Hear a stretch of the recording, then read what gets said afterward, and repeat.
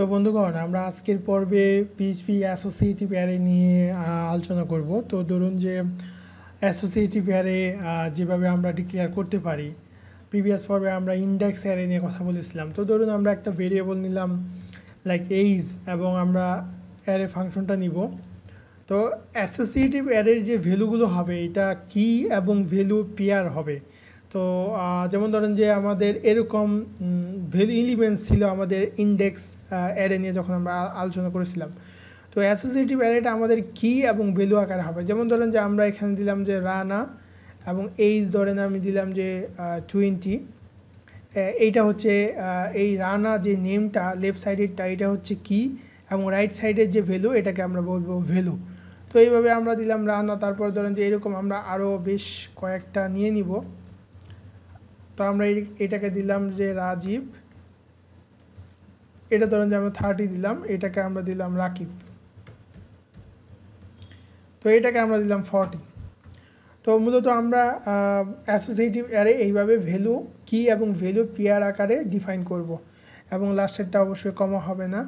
তো এই যে আপনি এইভাবে অ্যাসোসিয়েটিভ অ্যারের ভ্যালুগুলো আপনি অ্যাসাইন করতে পারেন। তো আপনি চাইলে কিন্তু আমরা যেভাবে এইভাবে কি এবং ভ্যালু আকারে অ্যাসাইন করলাম, আপনি চাইলে কিন্তু এটা আরেকটা ওয়েতে এই অ্যাসোসিয়েটিভ অ্যারে ডিক্লেয়ার করতে পারেন, যেটা হচ্ছে আপনার এই থার্ড ব্র্যাকেটের ভিতরে আপনার কিটা থাকবে এবং এখানে আপনি ভ্যালুটা অ্যাসাইন করে দেবেন। লাইক ধরেন যে 20। আপনি কিন্তু এইভাবেও আপনি অ্যাসোসিয়েটিভ অ্যারে ডিক্লেয়ার করতে পারেন। তো ধরেন যে এখানে আপনার আমরা যদি এটাকে কপি করে এখানে দেই, আপনি কিন্তু এইভাবেও আপনার অ্যাসোসিয়েটিভ অ্যারের কি এবং ভ্যালু অ্যাসাইন করতে পারেন। এখানে হবে 30, এখানে হবে 40, আর এটা হবে আপনার রাকিব।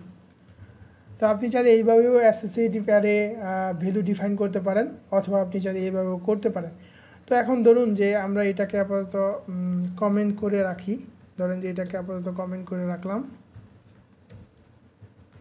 তো এখন এই যে আমাদের অ্যাসোসিয়েটিভ অ্যারেটা আমরা ডিক্লেয়ার করলাম, এখানে অ্যাসোসিয়েটিভ অ্যারেটা ডিক্লেয়ার করলাম, এটা আমরা ফর ইচের মাধ্যমে প্রিন্ট করতে পারবো। যেমন ধরেন যে ফর ইচ আমরা যদি এখানে লিখি, ফর ইচ করে আমরা এই যে কি এবং ভ্যালু এটাকে প্রিন্ট করতে পারবো। তো এখানে আমরা কি করব, আমরা এখানে এইজ অ্যাজ ধরুন যে কিটাকে আমরা একটা ভেরিয়েবলে রাখলাম, এবং আমরা ভ্যালুটাকে ধরুন যে এইজ একটা ভেরিয়েবলের ভিতরে রাখলাম। তো এখন এখানে আমরা যেটা করতে পারবো, এখানে আমরা এখানে ধরুন যে ইকো করব।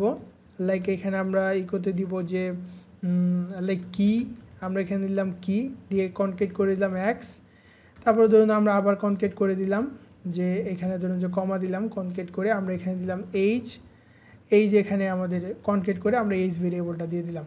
তাহলে যেটা হলো, আমাদের এই যে আমাদের যে অ্যারে নেম অ্যাসোসিয়েটিভ অ্যারে, সেটা আমরা এখানে ডিক্লেয়ার করলাম অ্যারে এইজ অ্যাজ আমাদের ভেরিয়েবল এক্স আমাদের এই যে কিটা আসবে, এই যে আমাদের লেফট সাইডে কিটা আসবে, এবং যে আমাদের এইজ ভেরিয়েবল, এই এইজ ভেরিয়েবলের ভিতরে আমাদের এই যে ভ্যালুটা আসবে। অথবা ধরুন যে আমরা এটা ভ্যালু দিই, তাহলে আপনাদের কনফিউশনটা আসবে না।